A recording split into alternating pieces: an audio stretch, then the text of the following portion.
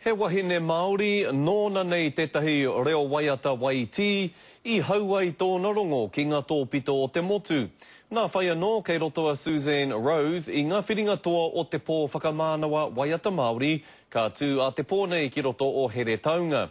I kōrero atu mātou ki tēnei uri o Ngāti Kahungunu, ia e whakarite ana mo tāna mahi motuhake, I roto I ngā whakaritenga o te pō. He tika rā kia eke a Susan Rose ki runga I te atāmira mo ngā kai waiata Māori tua o te motu.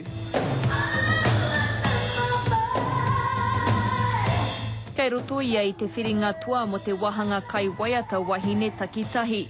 Nōna te kanohi hau I te taha o Maisie Rika me Tony Huata. Āhua wiriwiri au, kei te mataku au, kei te hariko au, he maha ngā kare arotai kei te puta mai tēnei wā. Koe nei tana ko pai waiata hau. Hei tā Susan ko ngā waiata o roto e pāna ki ngā piki me ngā heke o tōna whakatipuranga.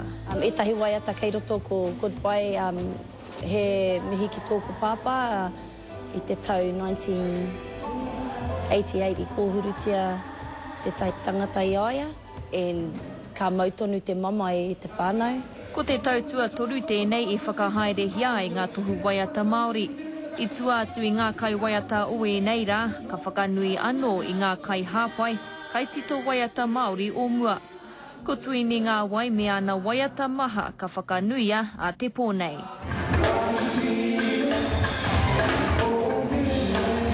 Engari mo ngā kai waiata Māori kei te tipuake hei kanohi rongonui I Aotearoa whānui.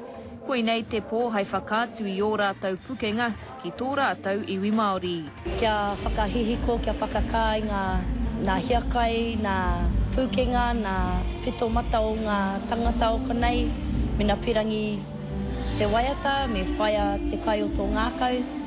He kaupapa pai tēnei mā Susan Rose hei whakamana I ōna pukenga, kia eke ai ia ki taumata ke. Irana Smith, Te Karere.